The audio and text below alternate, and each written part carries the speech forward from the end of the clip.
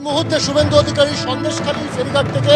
ধামাখালী ফেরিঘাটে এসে পৌঁছলেন এবং তিনি এবং শঙ্কর ঘোষ এবং আর যারা নেতৃত্বরা বাইরে অপেক্ষায় রয়েছেন তাদেরকে নিয়ে কলকাতার দিকে ফিরবেন শুভেন্দু অধিকারী। এবং এই মুহূর্তে আমরা দেখতে পাচ্ছি যে তারা কিন্তু সন্দেশখালীতে গিয়েছিলেন এবং সেখানকার বিভিন্ন এলাকায় গত 3 ঘন্টা ধরে কিন্তু একেবারে সরেজমিনে খতিয়ে দেখেছেন রাজ্যের বিরোধী দলনেতা এবং তিনি কিন্তু কার্যত আমরা দেখলাম যে মানুষের কাছে গিয়ে মানুষের সমস্যা শুনছেন এবং তাদের কি দুঃখ দুর্দশা সেটা শুনে তাদের পাশে থাকবার একটা প্রয়াস তিনি করবেন, এমনটা কিন্তু তিনি বার্তা দিচ্ছেন। শঙ্কর ঘোষকে আমরা দেখছি তিনি বেরিয়ে যাচ্ছেন, এরপর শুভেন্দু অধিকারী তিনিও উপস্থিত রয়েছেন, তিনিও বেরোচ্ছেন। অর্থাৎ এইবার কিন্তু সন্দেশখালী থেকে ফিরে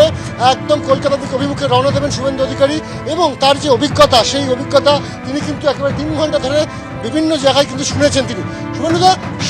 শেখ শাহজাহান নিয়ে হাইকোর্টে যদি একটু বলেন। তলব করতে না তো বলেছি স্যারেন্ডার করতে, এবং সিবিআই ইডিকে দিয়েছে, সিবিআই এবারে খুঁজে দিতে পারবে, চিন্তার কিছু কারণ নেই।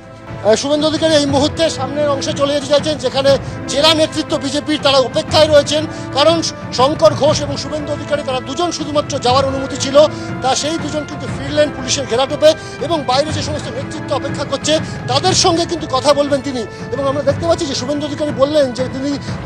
গত 3 ঘন্টায় কিন্তু তিনি সেখানকার মানুষের কথা শুনেছেন, মানুষের অবস্থা তিনি দেখে এসছেন এবং তিনি যেটা বলেছেন যে শেখ শাহজাহান আদালত যে মন্তব্য করেছে দরকার হলে এবার সিবিআই ইডিকে দিতে হবে, সেক্ষেত্রে তারাই একমাত্র খুঁজে বার করতে পারবে শেখ শাহজাহানকে, এমনটা কিন্তু মন্তব্য করলেন বিরোধী দলনেতা শুভেন্দু অধিকারী। আমরা দেখছি একেবারে শুভেন্দু অধিকারী, শঙ্কর ঘোষ তারা কিন্তু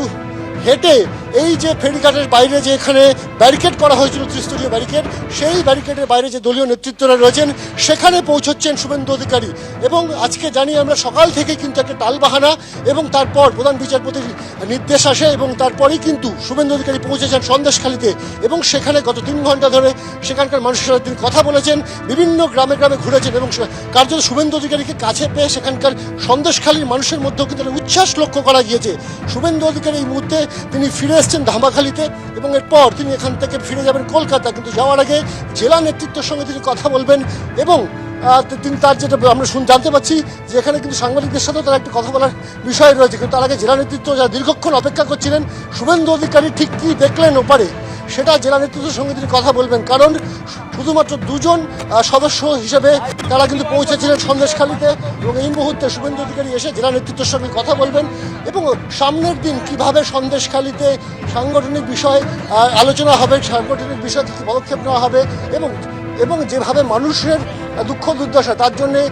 কোথায় গেলে মানুষ কিছুটা সুরাহা পাবে, তার জন্য মানুষের পাশে থাকার যে বার্তা, সেই সমস্ত বিষয় নিয়ে কিন্তু তিনি আলোচনা করবেন বলে আমরা জানতে পারছি। এই মুহূর্তে দেখতে পাচ্ছি শুভেন্দু অধিকারী তিনি বেরিয়ে আসছেন, জেলা নেতৃত্ব তার জন্য অপেক্ষায় রয়েছে।